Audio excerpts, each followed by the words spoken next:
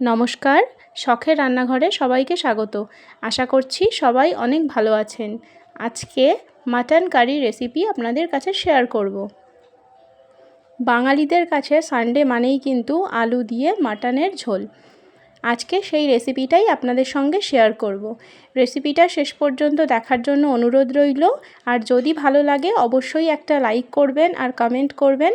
আপনাদের লাইক আর কমেন্ট আমাকে নতুন ভিডিও বানানোর জন্য অনুপ্রেরণা দেয়। তাহলে চলুন শুরু করা যাক।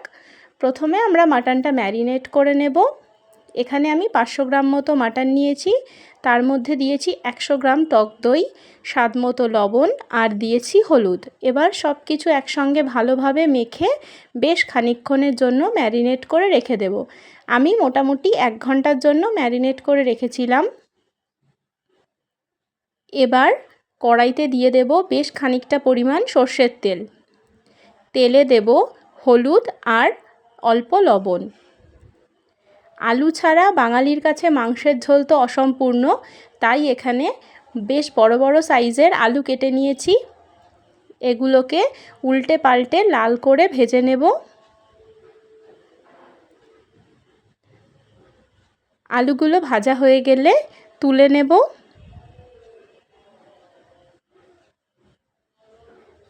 এরপর ওই তেলে ফোড়ন দিয়ে দেব 2টো তেজপাতা আর বেশ খানিকটা গোটা গরম মশলা। এর মধ্যে দিয়ে দেব লম্বা করে কুচানো পেঁয়াজ। আমি এখানে বড় সাইজের 2টো পেঁয়াজ নিয়েছি।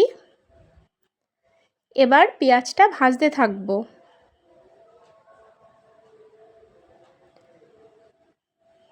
যখন পেঁয়াজের কালার চেঞ্জ হতে শুরু করবে তখন এর মধ্যে দিয়ে দেব আদা রসুন বাটা। এবার ভাজতে থাকব। মশলার কাঁচা গন্ধটা চলে যাওয়া পর্যন্ত এটা ভালোভাবে ভেজে নেব। এরপর এর মধ্যে দিয়ে দেব আগের থেকে ম্যারিনেট করা মাটন।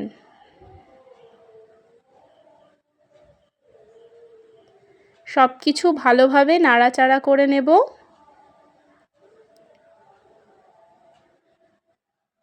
সব কিছু একসঙ্গে ভালোভাবে মিশে গেলে এর মধ্যে দিয়ে দেব কাঁচা লঙ্কা আর জিরে বাটা। আমি এখানে পাকা কাঁচা লঙ্কা দিয়েছি। এবার ভালোভাবে সব কিছু একসঙ্গে মিশিয়ে নেব।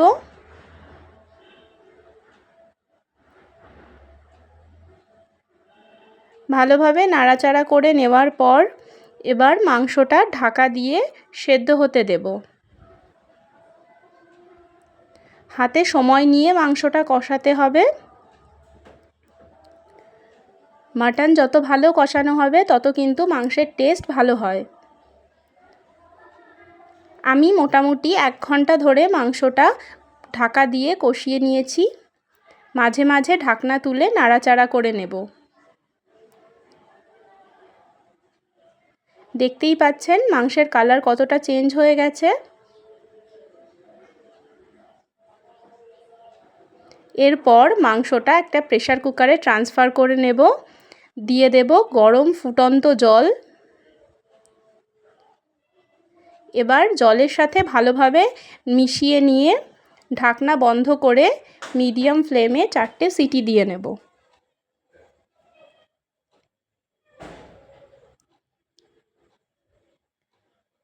চারটে সিটি দেওয়া হয়ে গেলে ঢাকনা তুলে এর মধ্যে দিয়ে দেব আগে থেকে ভেজে রাখা আলু।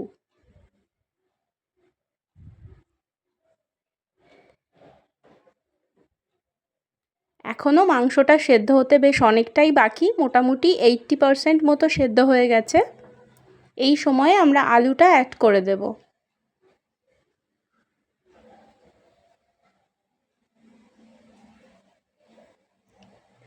আলু দেওয়ার পর আবারও মিডিয়াম ফ্লেমে 2টো সিটি দিয়ে নেব, যাতে আলুটাও ভালোভাবে সেদ্ধ হয়ে যায় আর বাকি 20% মাটন খুব ভালোভাবে সেদ্ধ হয়ে যায়।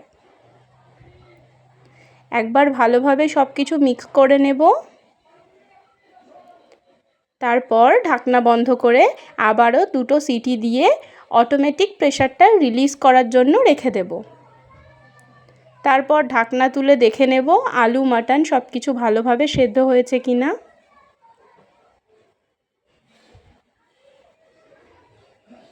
যখন সব কিছু ভালোভাবে সেদ্ধ হয়ে যাবে নামানোর আগে গরম মশলার গুঁড়ো ছড়িয়ে নামিয়ে নিলেই তৈরি হয়ে যাবে মাটন কারি।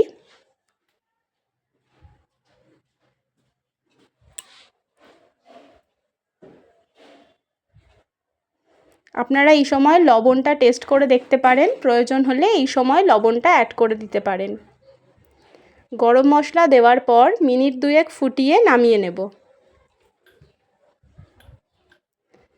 রেসিপিটা কেমন লাগলো সেটা অবশ্যই কমেন্টে জানাবেন। বাড়িতে এইভাবে একবার ট্রাই করে দেখতে পারেন, আশা করছি ভালো লাগবে। যদি রেসিপিটা ভালো লাগে একটা লাইক করবেন, আর এই রকম আরও অনেক রেসিপি ভিডিও দেখার জন্য আমার চ্যানেলটা সাবস্ক্রাইব করবেন। ধন্যবাদ।